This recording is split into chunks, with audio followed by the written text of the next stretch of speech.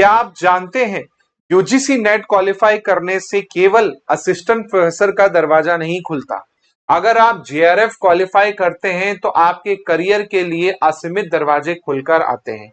अब यहाँ पर बहुत लोगों को कंफ्यूजन होती है कि जेआरएफ और नेट क्वालिफाई करने में क्या डिफरेंस है या नेट और जेआरएफ में क्या डिफरेंस है। तो दोस्तों ये वीडियो आपके लिए है, इसमें मैं आपको जेआरएफ और नेट का क्लियर कट डिफरेंस बताऊंगा। साथ में अगर आप तैयारी कर रहे हैं यूजीसी नेट की, असिस्टेंट प्रोफेसर की, तो ये वीडियो आप लोगों के लिए एक रोड मैप होने वाला है।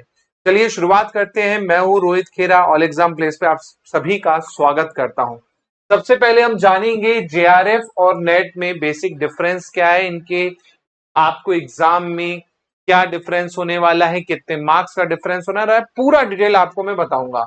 चलिए तो सबसे पहले हम बात करते हैं नेट की। तो नेट मतलब आपका एक्चुअली में आप देखेंगे तो नेशनल आपका एलिजिबिलिटी टेस्ट, जिसे हम टीचिंग एलिजिबिलिटी भी कह सकते हैं। अगर आपको असिस्टेंट प्रोफेसर बनना है या किसी भी एग्जाम के लिए आपको अप्लाई करना है असिस्टेंट प्रोफेसर के लिए, तो सबसे बेसिक आपकी नीड होती है कि आपका नेट क्वालिफाई होना चाहिए। जेआरएफ क्या होता है? जेआरएफ होता है आपका रिसर्च फेलोशिप। जी हाँ, अगर आप रिसर्च की ओर जाना चाहते हैं और आपको पैसे भी चाहिए तो भाई आपको जेआरएफ क्वालिफाई करना होगा। अब दोनों में डिफरेंस समझिए, क्या डिफरेंस है यहाँ पर। यूजीसी नेट का पहले हम जानते हैं। देखिए यूजीसी नेट का एग्जाम आप सभी को पता है साल में 2 बार कंडक्ट करवाया जाता है। अगर आप ये एग्जाम क्वालिफाई करते हैं, है ना, तो असिस्टेंट प्रोफेसर के लिए आप क्या हो जाएंगे? एलिजिबल हो जाएंगे। इसमें आपको कोई स्टाइपेंड नहीं मिलेगा यूजीसी नेट क्वालिफाई करने का।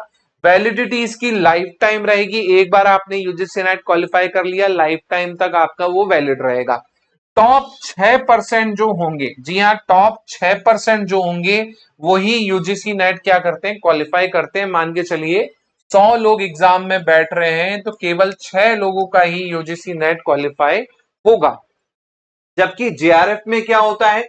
जेआरएफ में आप अगर क्वालिफाई कर जाते हैं तो आपको मिनिमम 37,000 पर मंथ से आपकी फेलोशिप जो है स्टार्ट हो जाती है।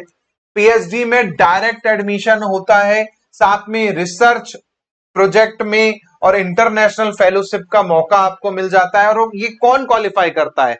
जो यूजीसी नेट के टॉप 1% होते हैं। जी हाँ, 1% रैंकर जो होंगे वही आपका जेआरएफ क्वालिफाई करते हैं। मतलब 100 लोगों ने यूजीसी नेट का एग्जाम दिया, जिसमें से 6 लोग जो हुए वो नेट क्वालिफाई हुए, असिस्टेंट प्रोफेसर के लिए एलिजिबल हुए, और एक व्यक्ति जो होगा 6 में से वो जेआरएफ के लिए क्या होगा? क्वालिफाई होगा। सिंपल गणित में आपको समझा रहा हूं, है ना। 1 लाख लोग एग्जाम दे रहे हैं तो भाई 1%, 1000 लोगों का जेआरएफ के लिए चयन होगा। और UGC net assistant professor eligibility के लिए कितनों का चयन होगा भाई?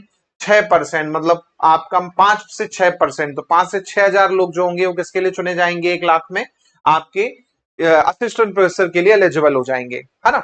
तो बेसिक डिफरेंस आपको समझ में आ गया है कि भाई आपको अगर टॉप 1% में आना है तो आपका जेआरएफ क्वालिफाई हो जाएगा।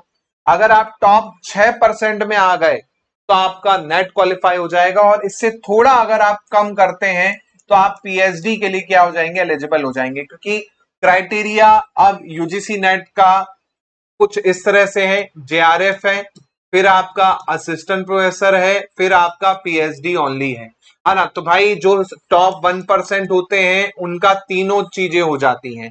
फिर टॉप 6% होंगे उनका असिस्टेंट प्रोफेसर और पीएचडी ओनली हो जाएगा। फिर जो बाकी के बचेंगे लगभग आप मान के चलिए 8 से 10% लोग, तो ये आपका केवल पीएचडी के लिए एलिजिबल होते हैं, है ना। तो यहां पर आपको समझ में आ गया होगा कि जेआरएफ क्यों इंपॉर्टेंट है। अगर आपको 37,000 पर मंथ मिनिमम चाहिए और ये 42 से 45,000 रुपए पर मंथ तक जाता है ना, डिपेंड अपॉन आपका एचआरए और ये सब आपका मेडिकल, ये सब जोड़ के आप देखेंगे तो 42,000 के आसपास आपका हो जाता है मिनिमम, है ना। तो जेआरएफ ये है। अब दोनों में बेसिक डिफरेंस यहां पर मैं आपको बता दूं। पर्पस अगर आपका केवल असिस्टेंट प्रोफेसर बनने का है कि नहीं भाई मुझे बस असिस्टेंट प्रोफेसर के लिए एलिजिबिलिटी मेरी हो जाए बस, तो उसके लिए आप क्या नेट क्वालिफाई का टारगेट रखें कि मेरे को टॉप 6% में आना है। लेकिन आपको चाहिए कि मैं रिसर्च फील्ड में जाऊं, रिसर्च करूं, थोड़ा नाम कमाऊं, पैसे भी साथ में कमाऊं, तो उसके लिए आप जेआरएफ को टारगेट कर सकते हैं। वैलिडिटी की बात करूं तो भाई इसको नेट को आपको एक ही बार क्वालिफाई करना है, लाइफ टाइम तक वैलिड हो जाएगा आपका असिस्टेंट प्रोफेसर की एलिजिबिलिटी के लिए। लेकिन जेआरएफ में ऐसा नहीं होता, 3 साल की वैलिडिटी होती है। जैसे ही आप क्या करेंगे, एडमिशन ले लेंगे पीएचडी में, उस दिन से आपका क्या हो जाएगा, चालू हो जाएगा जेआरएफ का। और क्वालिफाई करने से 3 साल तक के अंदर में आपको करना है, नहीं तो फिर से आपको जेआरएफ क्वालिफाई करना पड़ेगा। और यहाँ पर एज लिमिट भी होती है, जर्नल के लिए, यूआर के लिए आप देखेंगे 30, बाकी के लिए 35 ईयर होती है, जिसमें महिलाएं भी शामिल है और अदर कैटेगरी भी आती है। तो अगर आप 30 से नीचे के हैं, यूआर हैं, तो आपके लिए एक अच्छा मौका है रोजगार का भी और रिसर्च फील्ड में जाने का भी, है ना। इसके साथ साथ करियर की बात करें तो भाई केवल नेट क्वालिफाई करोगे तो प्रोफेसर या लेक्चरर में आपका हो जाएगा, स्टेफन यहाँ पर कुछ नहीं मिलेगा। जबकि यहाँ पर करियर की बात करें तो रिसर्च साइंटिस्ट में आप जा सकते हैं, पीएचडी आपका पैसे के साथ में चल रहा है ना। इसके अलावा 37,000 जैसे मैंने बताया आपको, है ना, पर मंथ मिनिमम आपको इतना मिलेगा, 42, 43, 45 तक भी आपका हो जाता है।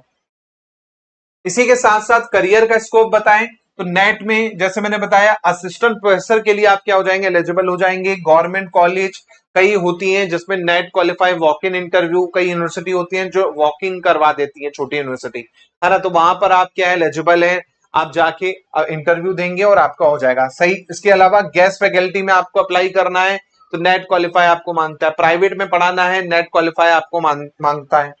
जेआरएफ अगर हो जाता है तो भाई पीएचडी विद स्कॉलरशिप आपकी चलेगी, पैसे आपको मिलेंगे। यूजीसी रिसर्च प्रोजेक्ट में आपको हिस्सा मिलता है, कई प्राइवेट फर्म भी होते हैं वो क्या करते हैं, आपको ऑफर करते हैं, है ना, इंटर्नशिप टाइप में, है ना। इसके अलावा साइंटिस्ट फील्ड में आप जाना चाहें तो वो भी आपका हो जाता है आगे चल के, और पॉलिसी मेकर रोल में भी आगे चल के आप क्या है जा पाते हैं जब आप थोड़ा सीनियर हो जाते हैं यहाँ पर, है ना। इसके अलावा कैसे क्या करें तो भैया क्विक टिप्स हैं, इन्हें फॉलो करके आप क्या करें, जेआरएफ को क्रैक कर सकते हैं। आपका टारगेट अगर यूजीसी नेट है कि मेरे को यूजीसी नेट देना है तो आपका टारगेट केवल और केवल जेआरएफ होना चाहिए कि भाई मुझे जेआरएफ निकालना है। जेआरएफ को टारगेट करेंगे तभी आपका नेट तो क्वालिफाई होगा ही होगा, और अच्छे से आपने प्रिपरेशन कर ली तो जेआरएफ आपका क्वालिफाई हो जाएगा।